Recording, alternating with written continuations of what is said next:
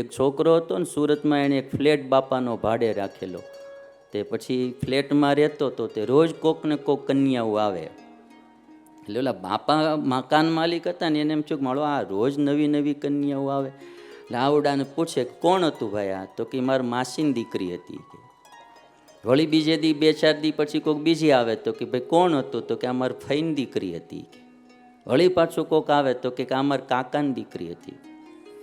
એટલે મકાન માલિક બાપાને એમ થયું કે મારું આટલી બધી આને દીકરીઓ બહેનો બધી આવતી છે. એમાં રક્ષાબંધનનો દિવસ આવ્યો. એટલે બાપાએ આ જોવાનિયાને કીધું એ કે તાર કાકાની દીકરી ને મામાની દીકરી બેન ને માસીની દીકરી બેન બધું આવતું હતું. કાલે રક્ષાબંધનનો દિવસ છે, કાલ જો એક કોઈ ન આવે ને તો પમદી મકાન ખાલી કરી નાખજે. એ કે બેનું બધું છે તે રક્ષાબંધને તો આવવી જોઈએ ને કે એમ. કાલ રક્ષાબંધન એક કોઈ ન આવે તો કે પમદી મકાન ખાલી કરી નાખજે. કે એટલે આ બધાને શું થાય કે આવું, એટલે એ કે આમ, પણ એ પછી જુદું નીકળ્યું. બિચારે સંબંધ પર તોડી નાખ્યો. પછી બીજી જગ્યાએ ક્યાંક કર્યું. હવે એમાં થઈ ગયું પછી એના મામાના છોકરા જ ભાગી ગઈ ઈવડી બાઈ. એટલે પછી હવે ત્રીજી વારની વાત આવી. એટલે મેં કીધું કેમ કર્યું? તો મને કે ના, હવે ધીરજ રાખવી શીખે. હમણાં જ પછી 2 દી પહેલાં મેં કીધું કેમ છું? ત્રીજી વાર કર્યું. મને કે હવે ધીરજ રાખવી. મેં કીધું ધીરજ રાખજે અને સંબંધ કર્યા પછી વરહદી જાળવજે. પહેલાંના જમાનામાં શું છે, સંબંધ કર્યા પછી 1-2 વર્ષ જવા દેતા, પ્રસંગોપાત ભેગા થતા. મારું માનવું જ એવું કંઈ મારે આગ્રહ નથી, પણ માનો તો મારી આ વાત છે કે આ તમારે લગ્ન કરવા ને એ આખી જિંદગીની બાજી રમવાની છો. નાના હુંના કામ નથી. જો આ અમારે અહીં મફતમાં છોકરાઓ આપે એના બાપાઓ, બરાબર છે, તોય અમારે આને સાધુ કરવા હોય ને તમે 3-3, 4-4, 5-5 વર્ષ જોઈ. જો આમાં અમારું આ કંઈ લઈને ન જાય એમ હોય, તોય અહીંયા છોકરો આવે પછી એને અમે 2 વર્ષ 3 વર્ષ જેવો છોકરો પછી જોઈ, પછી એમ લાગે કે આપણી ભેગો રે એમ છે ને આમાં સાધુમાં હાલે એમ છે, તો જ દીક્ષા દઈ. નહીં તો 3 વર્ષ 4 વર્ષ 5 વર્ષ પછી એના બાપાને બોલાવીને કહી ભાઈ આને તમે લઈ જાઓ, ત્યાં સારો લાગશે. આ લ્યો, બહુ ધીરજ રાખવી પડે. હવે એકાદું મોડું પાત્ર આવી ગયું હોય તો માથાકૂટ કરી દે. આટલું અમે ધ્યાન રાખી તોય માળા કોક ઘૂસ મારી જાય છે એમ. એટલે તમારે લગ્ન કરવામાં થોડી ધીરજ રાખવી. સંબંધ કર્યા પછી થોડોક વિચાર રાખો. 1-2 વર્ષ આવતા જતા રહ્યો ને, એકાબીજાના સંબંધની ખબર પડી જાય, એકાબીજાના સ્વભાવની ખબર પડી જાય કે હારા છે કે મોળા છે, હાલે એમ છે કે નથી હાલે એમ.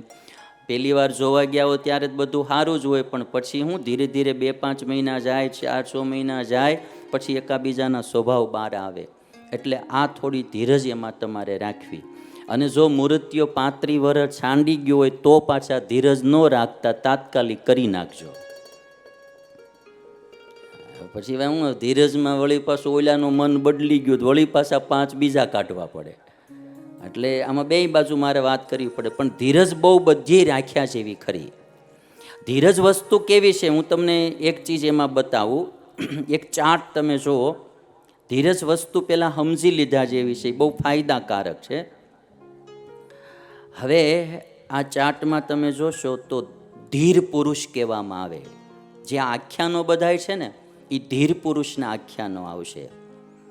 અને ધીરજતાની વાત શાસ્ત્રોમાં આપણે એવી કહેવામાં આવી કે વિકાર હેતો સતી એશામ ચેતાંસી ન વિક્રિયંતે સહ ધીરઃ. વિકાર હેતો સતી એશામ ચેતાંસી ન વિક્રિયંતે યસ્ય ચેતાંસી ન વિક્રિયંતે સહ ધીરઃ.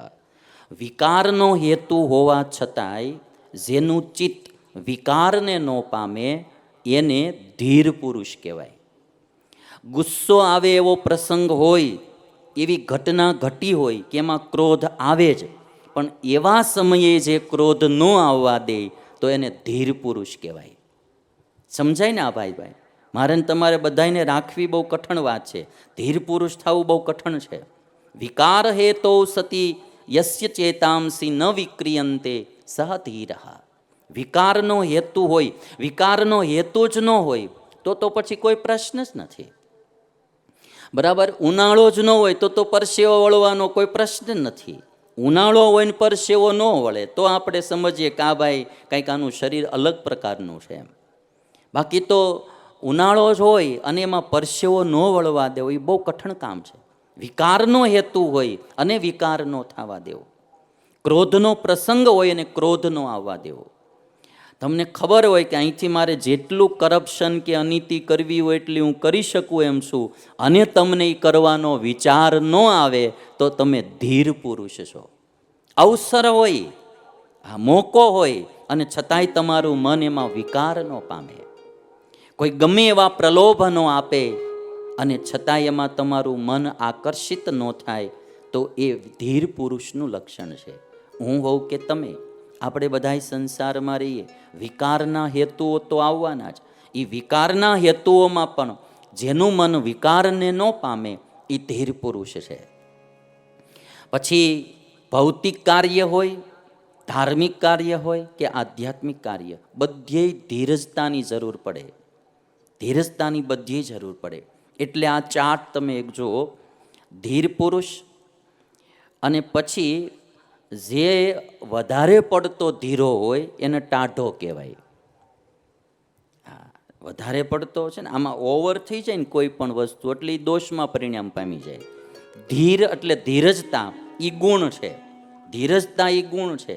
પણ જ્યાં પછી જરાક આમ ઉતાવળ કર્યા જેવું હોય, ન્યાય હથીરો રે તેને પણ ટાઢો કહેવાય, એને પછી ધીર ન કહેવાય. અને જ્યાં જેટલી ધીરજ રાખવી ઘટે એટલી ન રાખી શકે તો એને ઉતાવળો માણા કહેવાય.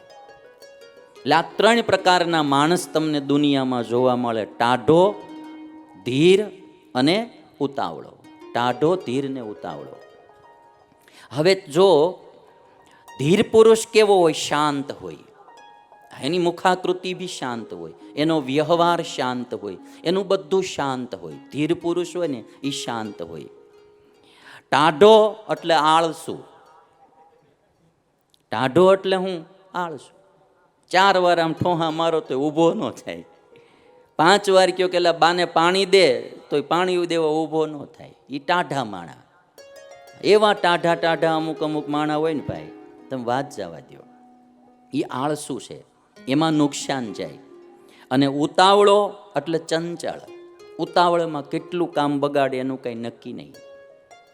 હવે તમે જોશો, ધીર પુરુષ કાર્ય સારું કરે. ધીર પુરુષ હોય ને કોઈ પણ કાર્ય એ કરે જીવનમાં એ બહુ સારું કરે. પછી વ્યવહારિક કાર્ય હોય, ધાર્મિક હોય, સામાજિક, કોઈ બી કાર્ય, ધીરવાળો, ધીરજતાવાળો માણા બહુ વિચારીને સારું કાર્ય કરે. ટાઢો માણા હોય એ કાર્ય જ ન કરે. ટાઢો હોય ને આળસુ માણા એ કાર્ય જ ન કરે. અને ઉતાવળો માણસ હોય એ કાર્ય બગાડે. ઉતાવળો માણા એ કાર્ય બગાડે. એટલે મારે ને તમારે આ ધીરજ આખ્યાનોમાંથી આખ્યાનો સાંભળીને આ ગુણ ડેવલપ કરવાનો છે, ધીરજતાનો.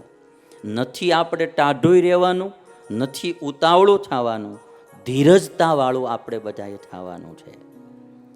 કાલે બાલસ્વામી અમારે વાત કરતા હતા, પહેલાં માણસ આમ આકુળ વ્યાકુળ થઈને એકલો આત્મઘાત કરતો, ને હવે આખા પરિવારો આત્મઘાત કરવા માંડ્યા છે.